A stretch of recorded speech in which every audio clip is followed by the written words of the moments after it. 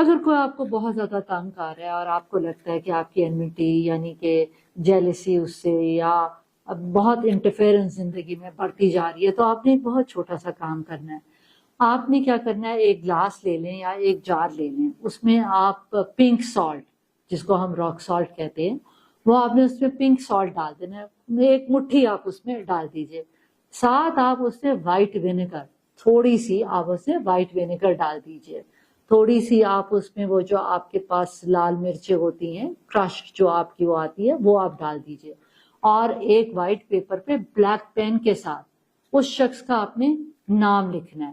نام لکھ کے اس کو دو اس طرح آپ نے کراس لگا دینا ہے، یوں کراس نہیں، یوں آپ نے سیدھے آپ نے اس پہ کراس لگا دینی ہے، اور لگا کے فولڈ کر کے آپ نے اس کنٹینر کے اندر ڈال دینا ہے. اس کو اوپر بند کر لیجئے، اگر وہ جار ہے تو بند کر لیجئے، اگر جار نہیں ہے گلاس ہے تو اس کے اوپر پلیٹ رکھ لیجیے تاکہ وہ اسپل نہ ہو.